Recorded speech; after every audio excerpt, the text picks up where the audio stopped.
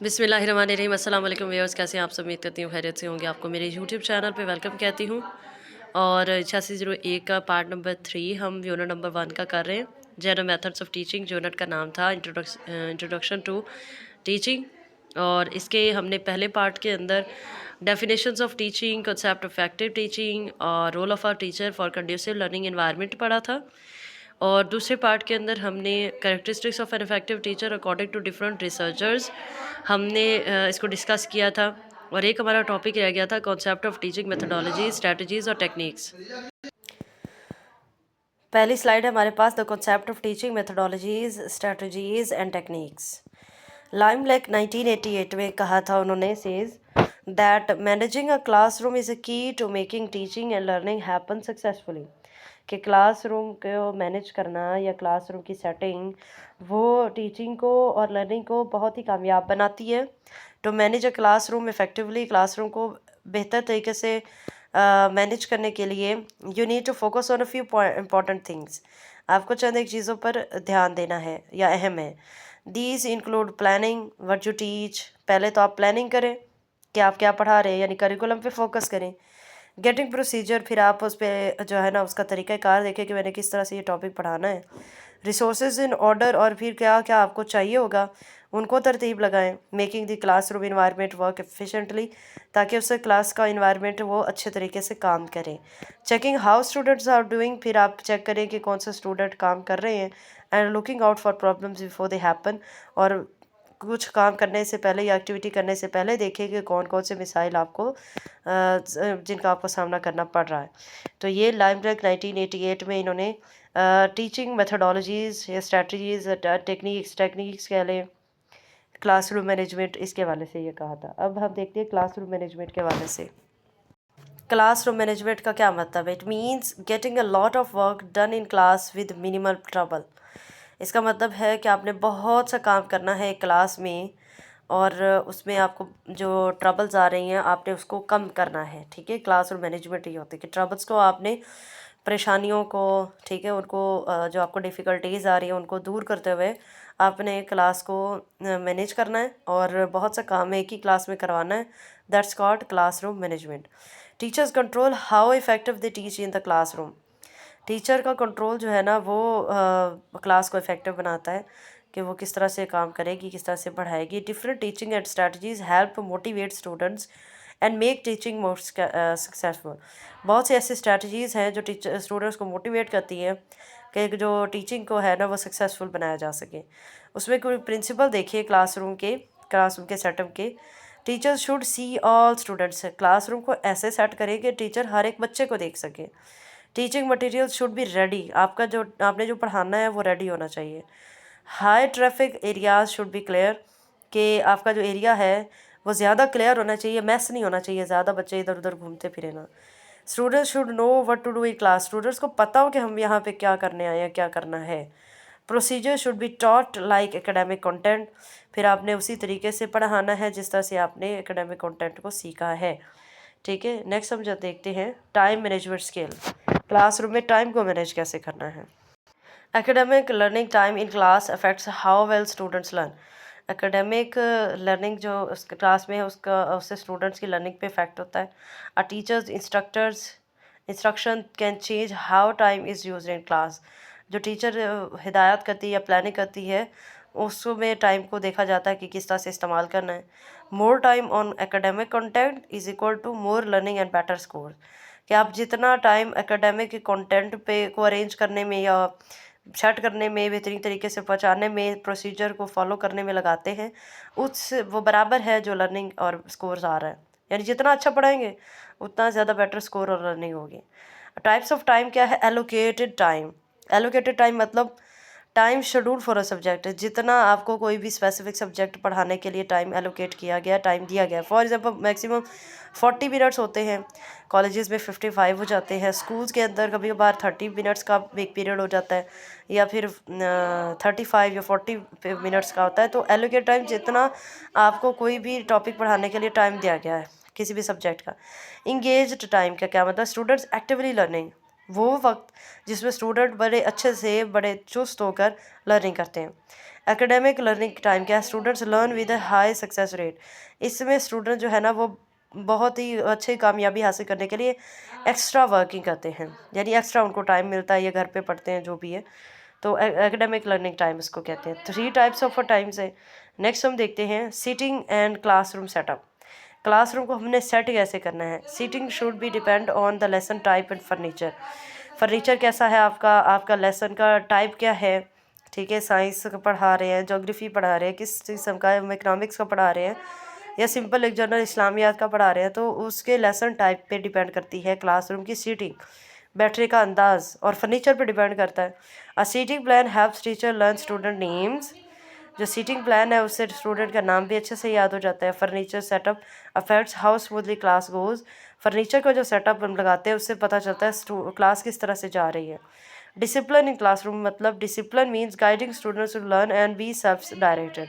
Discipline का मतलब है कि स्टूडेंट्स जो है ना उनको गाइड किया जाए कि उन्होंने लर्न कैसे करना है और कैसे खुद पे इम्प्लीमेंट करना है। Teachers should check why students misbehave and plan to prevent issues. Teacher को ये चेक करना चाहिए क्योंकि स्टूडेंट्स मिसबिहेव कर रहे हैं और किन इश्यूज से उनको बचने की ज़रूरत है, इसमें प्लानिंग करें। Classroom rules should be posted for everyone to see. Classroom के रूल्स जो हैं वो लगा दिए जाएँ, पोस्ट कर दें ताकि हर कोई इसको देख सके और उस पर फॉलो करें। नेक्स्ट हम देखते हैं टीचिंग मेथड्स एंड स्ट्रैटेजीज पे। Educational instruction adopted to political, economic, social and technological changes. जो एजुकेशनल इंस्टीट्यूशन है यानी तालीमी इदारे, वो सियासी और इकोनॉमिक्स, माशी, सोशल, समाजी, टेक्नोलॉजिकल चेंजेस पैदा करता है। They focus on students needs and prepare them for the future societal rules. Teachers make learning interactive, use technology and apply collaborative learning with when suitable. और टीचर जो है वो learning के लिए टेक्नोलॉजी का इस्तेमाल करती है, कुछ इंटरैक्टिव किस्म के मेथड्स लगाती है, कोलैबोरेट करती है जहाँ पे ज़रूरत हो। ये टीचिंग मेथड और स्ट्रेटजीज़ हैं। अभी टीचिंग मेथड्स या स्ट्रेटजीज़ के बारे में बात करें तो उसमें पहला आता है स्ट्रेटजी या मेथड, वो है लेक्चर मेथड। ठीक है, अभी टीचिंग मेथड में अगर बात करें तो लेक्चर मेथड, एक लेक्चर दिया जाता है तो the lecture method is widely used in classroom. It communicates a lot of information to many students. बहुत ज़्यादा इंफॉर्मेशन प्रोवाइड करनी होती है स्टूडेंट्स को। The teacher is in control. अब टीचर इसमें जो है ना वो कंट्रोल होती है, उसको पता होता है मैंने इतना सा लेसन आज पढ़ाना है। डिसएडवांटेजेस क्या होते हैं लेक्चर मेथड के? It includes less feedback. उसमें हम फीडबैक नहीं ले पाते स्टूडेंट से, टाइम ही नहीं होता। अज्यूमिंग स्टूडेंट्स अंडरस्टैंड एवरीथिंग, और हम ये अज्यूम कर लेते हैं कि स्टूडेंट्स को सब समझ आ गई है। स्टूडेंट्स से पूछते भी आपको समझ आ गई, वो बस सर हिला देते हैं और एग्जैक्ट पता नहीं चल रहा होता, जबकि हमें क्वेश्चनिंग दरमियान में करनी चाहिए। And student might forget information quickly, और फिर ऐसे चुटकियाँ बजाते ही स्टूडेंट्स इधर से सुना और उनको समझ आई और इधर से वो भूल जाते हैं। To make lecture more effective, अपने लेक्चर को अब बेहतरीन बनाना है ताकि बैठे बैठाए बच्चों के दिमाग में वो चीज़ फिट हो जाए, उनको याद हो जाए। उसके लिए आपने क्या करना है? Hit the audience lecture. आपने ऑडियंस का जो लेक्चर है उसको हिट करना है, यानी टारगेट करना है, जो वो पढ़ना चाहते हैं उसको इंटरेस्टिंग बनाना है। Focus on words you can not cover in one lecture. हाँ जी, हिट द ऑडियंस, पहले तो आप ऑडियंस को हिट करें यानी उनको देख के बात करें, फिर आप फोकस करें कि उन्होंने क्या चीज़ लेक्चर में कवर नहीं की उसको पढ़ाएं। Prepare an outline with 5 to 9 major points. 5 से 9 मेजर पॉइंट्स में टॉपिक को डिवाइड करें कि हम ये चीज़ें हम इस टॉपिक के अंदर पढ़ेंगे। ऑर्गेनाइज पॉइंट्स क्लियरली, आपने पॉइंट्स को ऑर्गेनाइज करना, तरतीब देना है। यानी फॉर एग्जांपल अगर कोई टॉपिक है, जैसे अगर प्रोजेक्टाइल मूवमेंट है साइंस का टॉपिक, तो उसमें क्या है, पहले प्रोजेक्टाइल की आउटलाइन आएगी कि वो क्या है, मूवमेंट क्या है, फिर प्रोजेक्टाइल मूवमेंट क्या है, फिर उसकी डेरिवेशन है, फिर उसकी डायग्राम है। इस तरह से आप उसको अरेंज करें। यूज़ एग्जांपल्स और इलस्ट्रेशन, एग्जांपल्स यूज़ करें। बी सेंसिटिव टू अदर रिस्पेक्टिव्स, दूसरों के साथ हसास हो, उनके पहलू का ख्याल रखें। Repeat points if needed, points को जो इंपॉर्टेंट है उनको दोहराएं जहाँ ज़रूरत है। नोटिस ऑडियंस फीडबैक, फिर आप ऑडियंस का फीडबैक नोटिस करें, यानी कि आप उनको चेहरे से अंदाज़ा लगा सकते हैं कि उनको समझ आ रही है या नहीं। कुछ फ़ौरन से क्वेश्चन से करेंगे, उससे समझ आ जाएगी कि उनको आ गया है कि नहीं।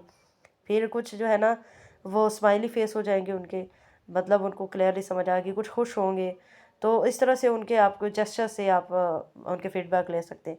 Be excited about your topic, अपने टॉपिक के बारे में इतने एक्साइटेड हो कि स्टूडेंट्स भी उसको देख के एक्साइटेड हो जाए। ठीक है। उसके बाद केस मेथड है, ये भी एक लेक्चर मेथड हो गया, एक केस मेथड है। The case method involves discussing real issues.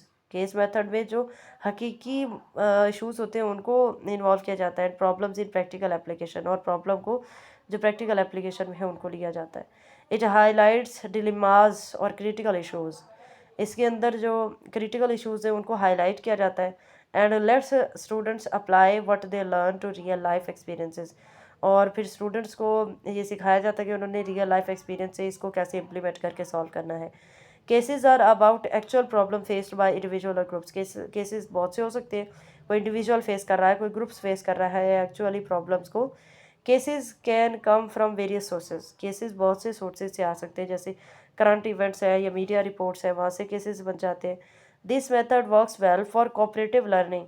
ये मेथड जो है ना, वो जब हम इकट्ठा काम कर रहे होते हैं उसके लिए बहुत सूटेबल है। या role playing to stimulate critical thinking. जब आपने क्रिटिकल थिंकिंग करनी है तो वहाँ पे आपने उसमें किरदार अदा करना है, तो तब आपका केस मेथड यूज़ होता है। नेक्स्ट हम देखते हैं इसके एडवांटेजेस क्या है और इसके डिसएडवांटेजेस क्या है।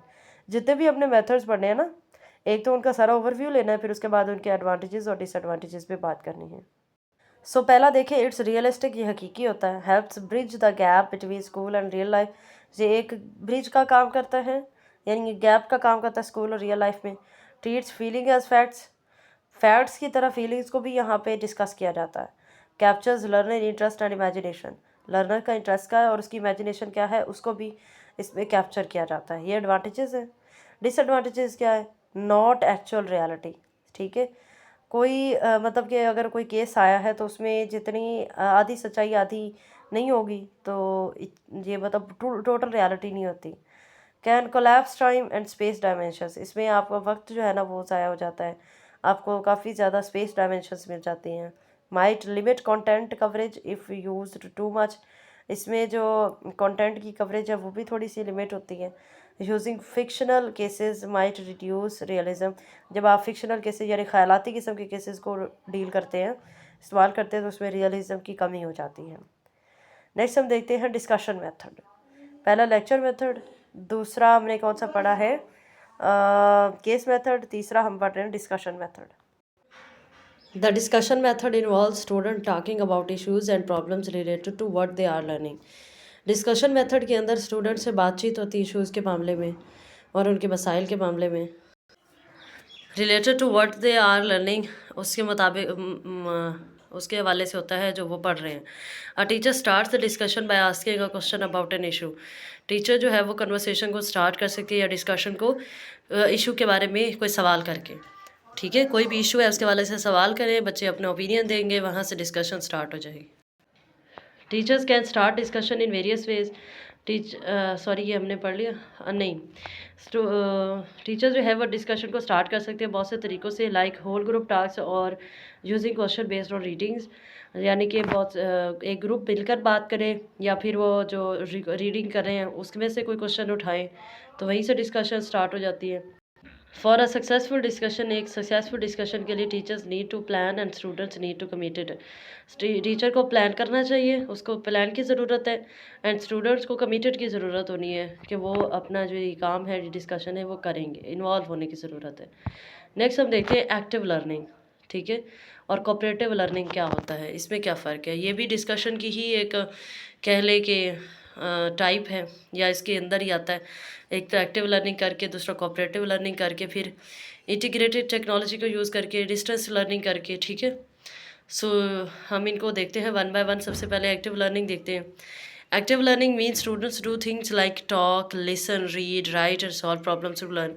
एक्टिव लर्निंग का मतलब है कि स्टूडेंट्स बहुत से काम करते हैं, जैसे बातें करते हैं, सुनते हैं, पढ़ते हैं, लिखते हैं और मुख्तलिफ प्रॉब्लम को सॉल्व करते हैं याद करने के लिए। Students learn more when they are involve in the learning process. Students ज़्यादा इन्वॉल्व होते हैं जब लर्निंग प्रोसेस में होते हैं। Active learning help students critically understand other views. So easy sentences हैं, आई होप सो कि मुझे इसको दोबारा से उर्दू में रिपीट करने की ज़रूरत नहीं पड़ेगी। कोऑपरेटिव लर्निंग पे चलते हैं हम। Cooperative learning is when a small group of students work together to achieve goal. Cooperative learning वो होती है जब स्टूडेंट्स का ग्रुप जो है ना इकट्ठे काम करता है, मकसद उनका एक ही होता है। It's about working together, interacting in groups to learn. Teachers need to plan carefully for cooperative learning to work well. Next हम देखते हैं integrated technology. Technology is an important for students to learn because it enhances learning. Technology बहुत ज़रूरी है student के लिए, क्योंकि इससे लर्निंग जो है वो इन्हांस होती है। Teachers use technology like email और online discussion to help students learn. Students have a different levels of technology skills, so teachers might need to teach some basic. तो स्टूडेंट्स के लिए मुख्तलिफ़ किस्म के लेवल्स हैं टेक्नोलॉजी स्किल्स के, तो टीचर को उनके हवाले से भी उनको ज़रूरत के मुताबिक आ ही देनी है, बेसिक्स उनको सिखाना है। डिस्टेंस लर्निंग क्या है? Distance learning means learning is not happening in a regular classroom. जैसे अल्लामा इकबाल ओपन यूनिवर्सिटी की हैं तो वो डिस्टेंस लर्निंग भी हैं, यानी हम घर बैठ के इदारे से दूर बैठ के हम पढ़ते हैं। तो डिस्टेंस लर्निंग का मतलब है कि लर्निंग एक्चुअली क्लासरूम में नहीं हो रही, रेगुलर बेसिस पे नहीं हो रही। It can happen through things, बहुत सी चीज़ों से होती है, जैसे टीवी के ज़रिए हो जाए, ठीक है, जैसे अभी जूम पे हो जाती है, तो कॉरेस्पॉन्डेंस कोर्सेज होते हैं, या ऑनलाइन मेथड्स के ज़रिए। Technology have made distance learning more possible and valid. तो टेक्नोलॉजी ने डिस्टेंस लर्निंग को पॉसिबल किया और उसको कामयाब बनाया। नेक्स्ट हम देखते हैं क्वेश्चनिंग। ये भी एक टीचिंग मेथड है, ठीक है, हायर एजुकेशन में क्वेश्चनिंग की जाती है। Questioning is a teaching method where teachers ask questions to know what students have learned.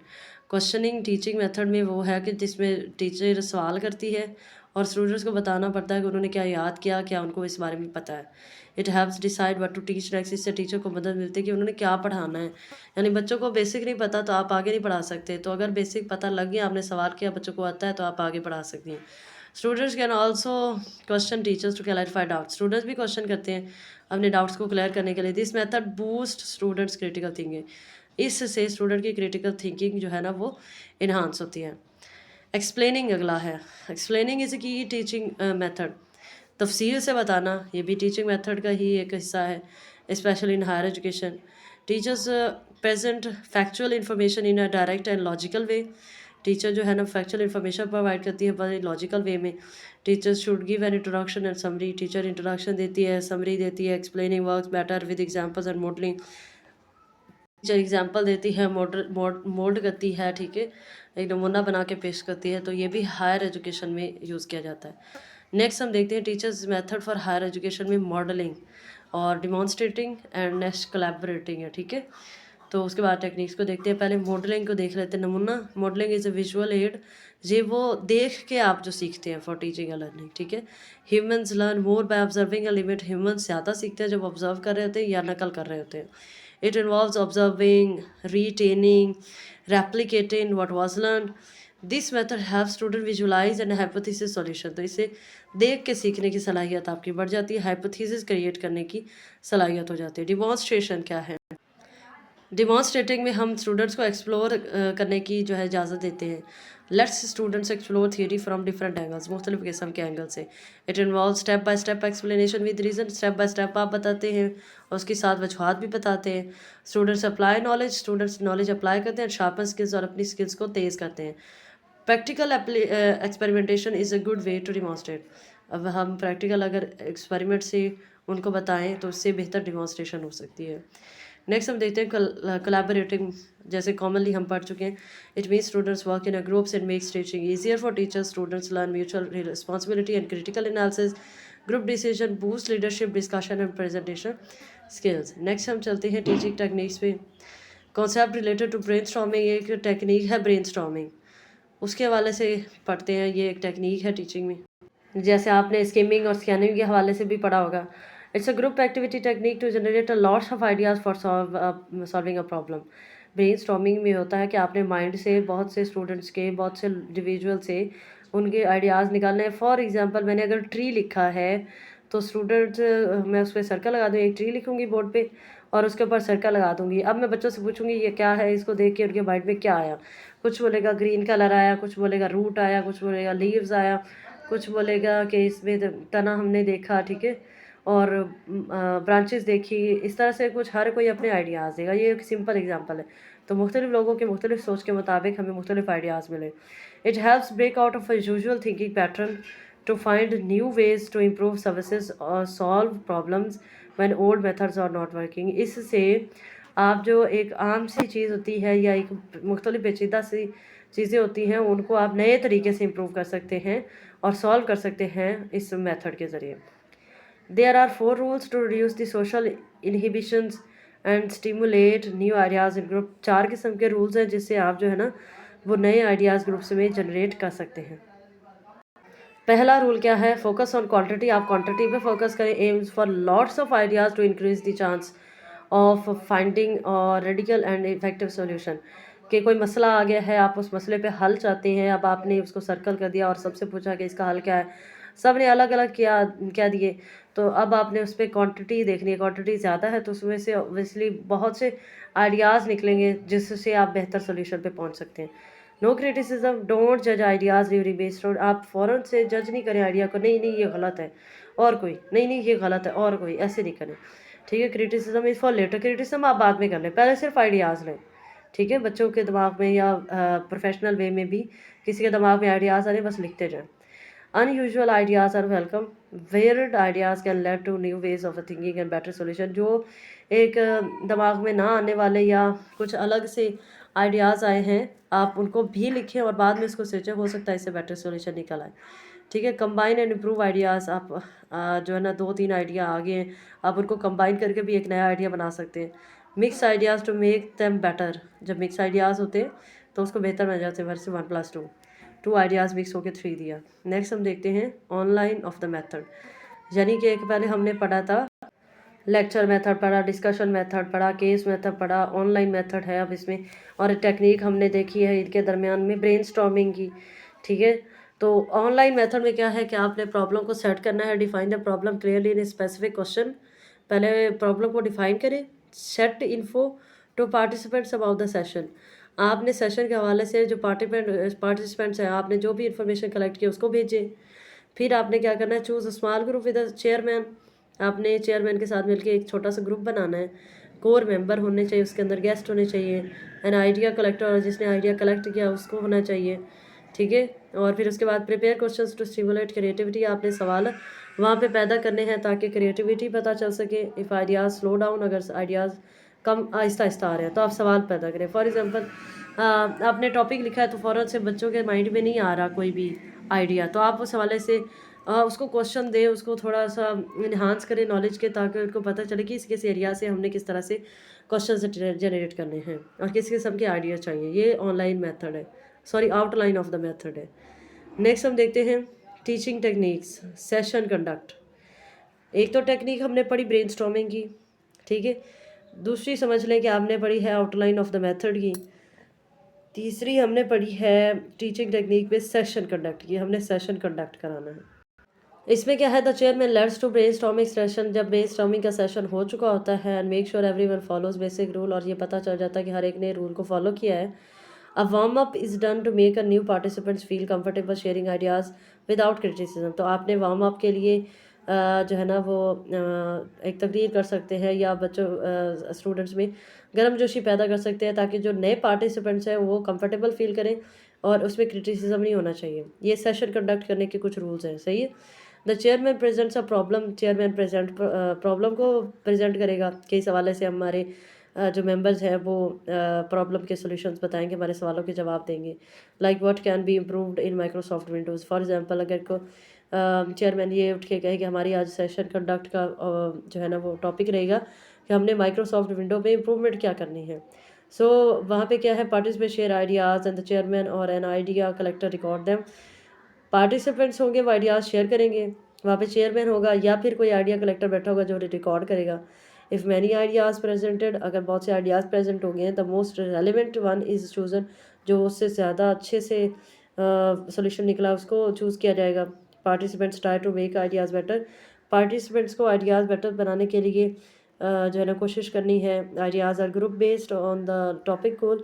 Topic goal के हवाले से आइडियाज़ ग्रुप बेस्ड भी हो सकते हैं, इंडिविजुअल भी हो सकते हैं। All ideas are reviewed to understand them and remove duplicates or unfeasible ones।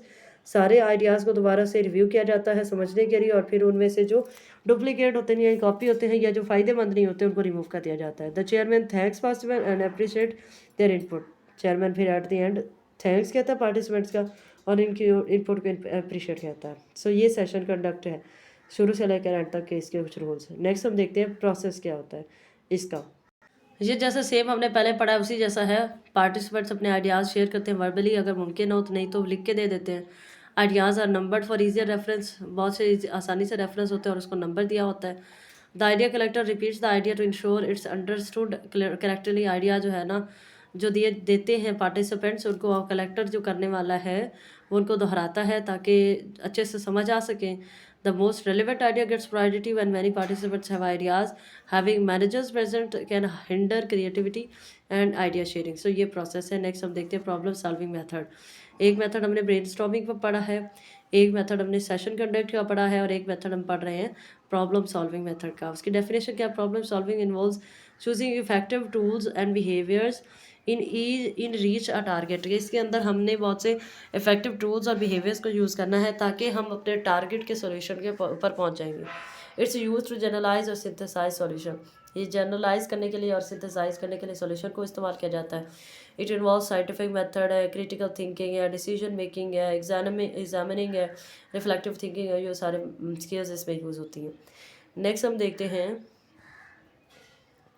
Steps of problem solving. Problem solving को प्रोसेस क्या है इसको हल करने के। Choose a topic, identify the problem. पहले टॉपिक चूज़ करें और प्रॉब्लम को आइडेंटिफाई कर लें। फिर दूसरे स्टेप में आपने उसके प्रॉब्लम की बाउंड्रीज़ को डिफाइन करना है, यानी किस किस हद तक हमने इस प्रॉब्लम को जो है ना वो बयान करना है और इसके सोल्यूशन देखने हैं। Plan how to apply the solution. फिर आपने सोल्यूशन जो निकाल लिया है उसको कैसे अप्लाई करना उसके बारे में प्लानिंग करें। Preparing a working guide. आपने काम कैसे करना उसके बारे में प्रिपेयर करें। रिसोर्सेज फाइंड करें, प्रॉब्लम को एग्जामिन करें और देन कंक्लूजन दे दें। और discuss topics, views and findings. फिर आपने इसका टॉपिक्स को डिस्कस करने हैं, व्यूज़ को और फाइंडिंग्स को एट द एंड। नेक्स्ट हम देखते हैं इसके एडवांटेजेस क्या और इसके डिसएडवांटेजेस क्या हैं। Encourages student participation in learning. Learning में स्टूडेंट्स को पार्टिसिपेशन को हौसला अफजाई होती है। Help student study regularly, provide scientific thinking, increase interest in learning, builds responsibility, helps deal with the problem scientifically, encourages benefiting from other ideas, promotes logical learning, improves proposing and hypothesis making, teaches not to rush decisions। तो ये 10 किस्म के advantages हैं। आप इसको पढ़ सकते हैं, नहीं समझ आए तो आप कमेंट बॉक्स में लाजमी पूछिएगा। ईजी टू अंडरस्टैंड है। डिसएडवांटेजेस क्या? टेक्स टू मच टाइम, बहुत टाइम लेते हैं, ये कंज्यूमिंग होते हैं। Not applicable to all subject, सब सब्जेक्ट्स पे नहीं ये लागू किया जा सकते। Can be burdensome for students के लिए बर्डनाइज हो जाता है कि वो ओवर थिंकिंग करें, फाइंड करें, अच्छे आइडियाज़ ढूंढें। ठीक है, students might struggle to find out resources find करने में स्टूडेंट्स को स्ट्रगल करना पड़ते हैं। Evaluating learning can be tough, उसको इसी लर्निंग को इवैल्यूएट करना भी मुश्किल होता है। नेक्स्ट हम देखते हैं प्रॉब्लम सॉल्विंग में जो टेक्निक्स यूज़ की जाती हैं, इंडक्शन, डिडक्शन। ठीक है, ये दोनों हैं। और तीसरी हमारे पास नहीं, ये दोनों हैं, पहले इंडक्शन और डिडक्शन है। इंडक्शन क्या है? It's a method where you learn by discovering things. ये एक मेथड है जहाँ पे आप सीखते हैं चीज़ों को डिस्कवर करके, थ्रू ऑब्जर्विंग केसेस केयरफुली, जहाँ पे आप केसेस को केयरफुली ऑब्जर्व करते हैं। You find similarities and differences among these cases. आप केसेस के दरमियान में जो मुताबिकत है और जो उनके अंदर मुख्तलिफ फ़र्क है उसको पढ़ते हैं। बेस्ड ऑन दोज ऑब्जर्वेशन, अपनी ऑब्जर्वेशन के according you can figure out a general rule. आप एक जनरल रूल बनाते हैं। लॉ यूजिंग टेक्निक्स, आप जो है ना वो लॉज बनाते हैं टेक्निक्स को इस्तेमाल करके, जैसे जनरलाइजेशन है, making abstraction from the similarities. ठीक है, आगे डिडक्शन का मेथड है। Deduction is the opposite of induction. ठीक है, वहाँ पे आप अब डिस्कवरिंग से सीखते हैं। जहाँ पे क्या है, discussion is opposite of induction. Here you start with general laws. पहले आप लॉज बनाते हैं, रूल्स बनाते हैं। You are already figure out, जिन्हें आपने पहले से ही फिगर आउट किया हुआ है। Then you apply these rules to specific cases. फिर आप इन स्पेसिफिक केसेस पे अप्लाई करते हैं। The idea is that the application of these general rules to a particular case is controlled by your thinking. तो आपने जो आइडिया लगाया है इस एप्लीकेशन को जनरल रूल्स पे, तो उसको मुख्तलिफ थिंकिंग से कंट्रोल किया जाता है। तो इंडक्शन का उलट है डिडक्शन। वहाँ पे हम पहले आइडियाज़ को डिस्कवर करते हैं, फिर उसकी सिमिलरिटीज़ और फ़र्क बताते हैं, फिर उस बुनियाद पर हम फिगर आउट करते हैं, जनरल रूल्स बनाते हैं, लॉज बनाते हैं। ठीक है, और यहाँ पे क्या है कि हमारे पास लॉज और रूल्स होते हैं, हमने मुख्तलिफ केसेस में उसे अप्लाई करना होता है। ठीक है, नेक्स्ट हम देखते हैं कोऑपरेटिव लर्निंग टेक्निक में आपने याद रखना ब्रेनस्टॉर्मिंग की टेक्निक यूज़ की थी, सेशन कंडक्ट की टेक्निक हमने यूज़ की थी, प्रॉब्लम सॉल्विंग की टेक्निक यूज़ की, और अब हम कर रहे हैं चौथी कोऑपरेटिव लर्निंग टेक्निक। और ऑब्वियसली नाम से जा रहे थे, it is teaching strategy where students work in small teams, each team has a students with different level of ability, they do various learning activities to improve their understanding of a subject. Each member of the team is not just learning what's taught but also helps teammates learn. Students work together until improve everyone understand and completes the task. तो ये आप लोग पढ़ लीजिएगा, बहुत आसान है कि ऐसी स्ट्रैटेजी है जिसमें स्टूडेंट जो है वो टीम में मिलकर काम करते हैं और एक के सोचने का अंदाज़ मुख्तलिफ होता है, मुख्तलिफ एक्टिविटीज़ होती है, उससे समझने में आसानी मिलती है और एक दूसरे की लर्निंग बढ़ती है। ठीक है, नेक्स्ट हम देखते हैं आउटकम क्या निकलता है। आप में कॉन्फिडेंस आ जाता है, आप जो है ना रिकॉग्नाइज कॉमन फेट, मतलब all group members share a common fate, सबकी एक जो है ना वो जैसी जो समझते किस्मत हो जाती है। म्यूचुअल रिस्पॉन्सिबिलिटी, एक बाहिमी जिम्मेदारी का एहसास होता है। Members know their performance affect themselves and their team.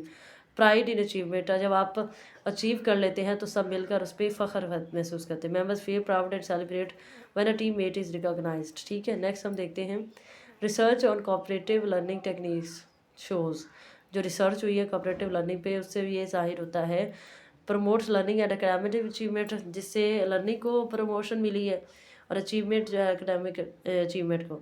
Increase student retention, enhances satisfaction with learning, develop oral communication skills, develop social skills, promote self-esteem, help promote positive relationship among students. So ये 7 किस्म की research हमारे सामने आई हैं। Social skills बनाना, self esteem को promote करना, communication skills को develop करना, ओरल और सेटिस्फेक्शन विद लर्निंग का इन्हांस करना, ये सारे इसी से फ़ायदे आते हैं। नेक्स्ट हम देखते हैं एलिमेंट्स ऑफ कोऑपरेटिव लर्निंग क्या है। पॉजिटिव इंटरडिपेंडेंस, एक पॉजिटिव किस्म का एक दूसरे पर इन्हिसार करना, वो हमें देखने को मिलता है। फेस टू फेस इंटरेक्शन होती है, इंडिविजुअल एंड ग्रुप अकाउंटेबिलिटी होती है, इंटरपर्सनल और स्मॉल ग्रुप स्किल्स होती हैं, यानी पर्सनली एक दूसरे से बात करके प्रॉब्लम को हल करना, या स्मॉल ग्रुप बना के ग्रुप प्रोसेसिंग होती है। नेक्स्ट हम देखते हैं क्लासरूम एक्टिविटीज़। ठीक है, ये टेक्निक है उसमें कोऑपरेटिव लर्निंग में कैसे इस्तेमाल होती है। पहली है जिगसा क्या है, ये टेक्निक है कोऑपरेटिव लर्निंग मेथड में where students work in groups each contributing unique information, जहाँ पे मिलकर काम करते हैं, यूनिक इन्फॉर्मेशन कंट्रीब्यूशन करते हैं to made a comprehensive understanding of a topic, ताकि आप किसी भी टॉपिक का एक जामिया किस्म का समझ सके उसका ओवरव्यू। 3 स्टेप इंटरव्यू, इसके जो आगे हम देख सकते हैं कि टाइप्स कह लें या प्रोसेस कह लें। 3 स्टेप इंटरव्यू है, थिंक पेयर शेयर इसके अंदर आता है, राउंड रॉबिन ब्रेनस्टॉर्मिंग आती है, ये जिगसा के अंदर ये सारी टेक्निक्स आती हैं। ठीक है, 3 minute review, numbered heads, team pair solo, circle the sage, partners.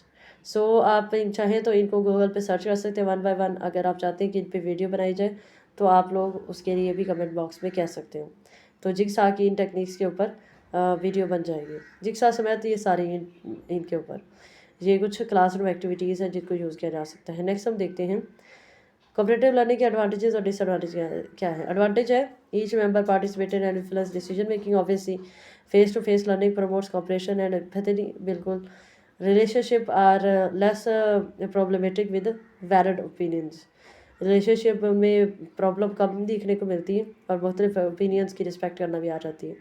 Disadvantage क्या है, एक ही है, splitting the class into smaller groups, कि आप क्लास को स्मॉलर ग्रुप्स में चेंज कर दिया है और इससे नॉइसी, ये मतलब कि अब शोर पैदा होगा।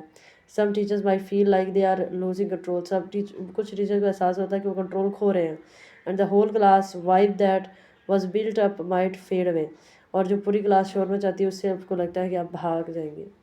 नेक्स्ट हम चाहते हैं इनकरेज कोऑपरेशन एंड नेगोशिएशन, ये फ़ायदा है लर्निंग का, कोऑपरेटिव लर्निंग का। ठीक है, कोऑपरेशन बढ़ती है, नेगोशिएशन बढ़ती है, promotes autonomy by letting students make decision, students choose their participation level more readily than in the whole class setting, students यहाँ पे अपने पार्टिसिपेंट्स को मुख्तलिफ एबिलिटीज़ की बिना पर पूरी क्लास में से चूज़ कर सकती हैं।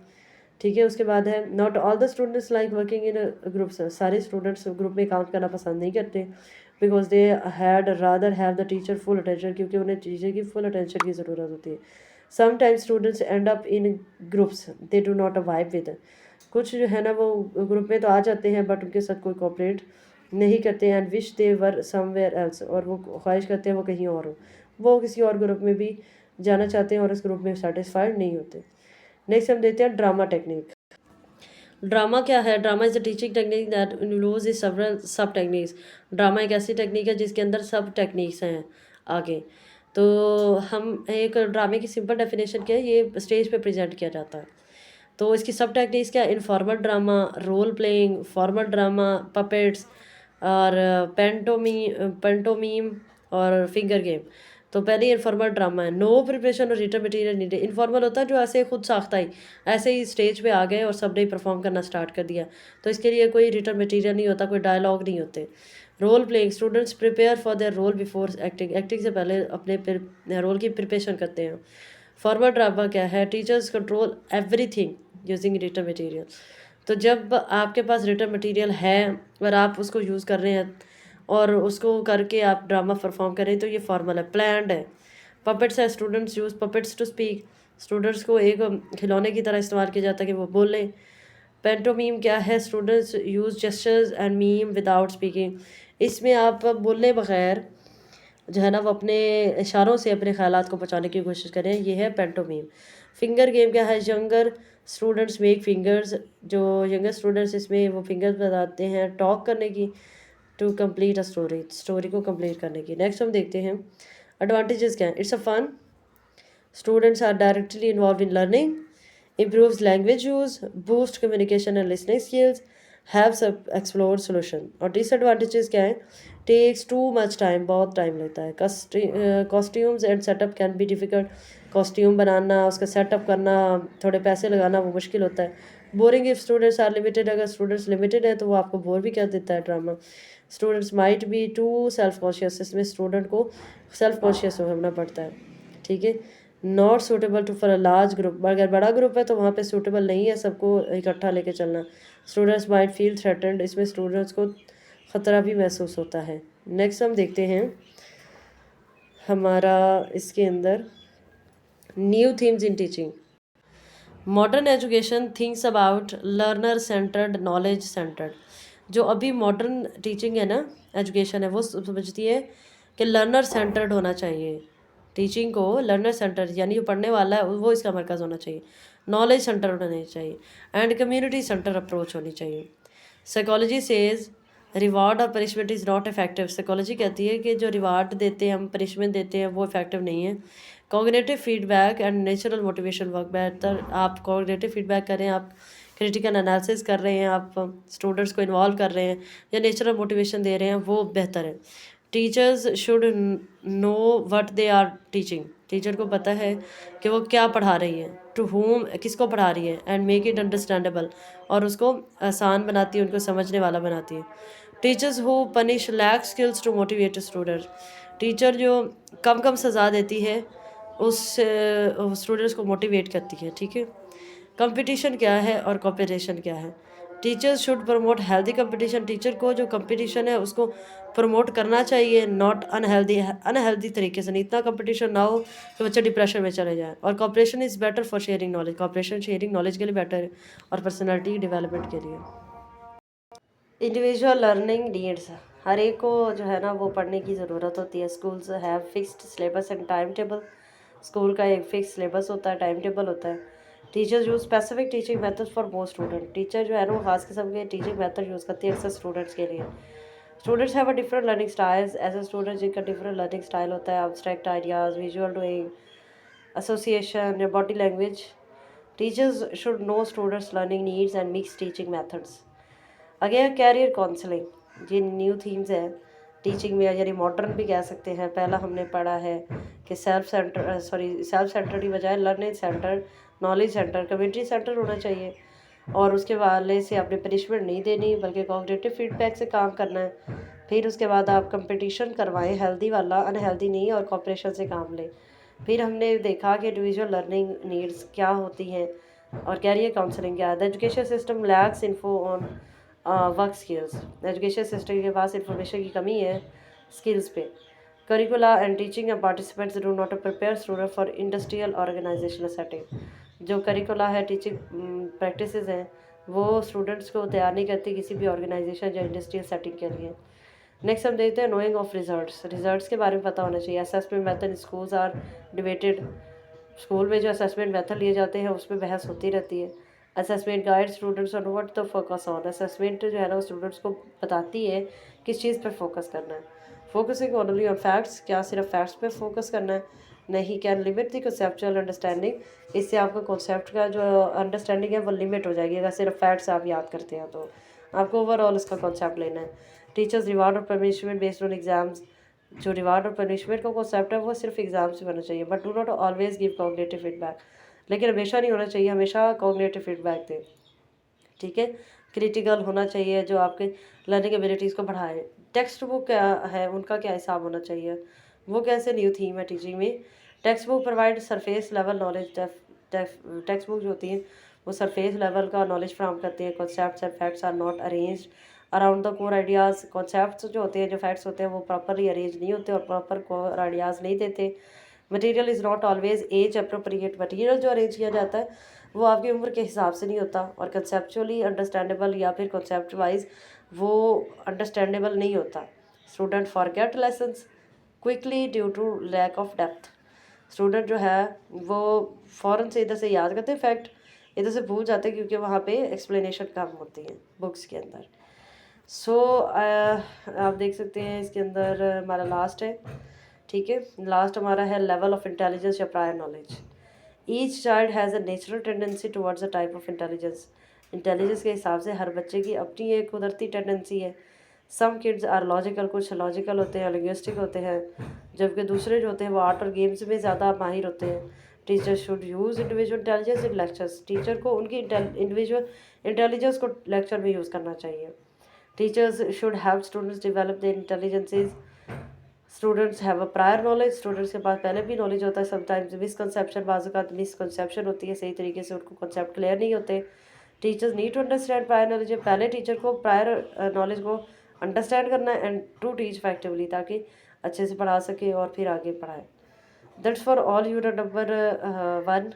ये कंप्लीट हुआ। इसके 3 पार्ट्स टोटल बने हैं, 2 पार्ट्स ऑलरेडी वीडियो हमारे यूट्यूब चैनल पे अवेलेबल है। Thanks for watching.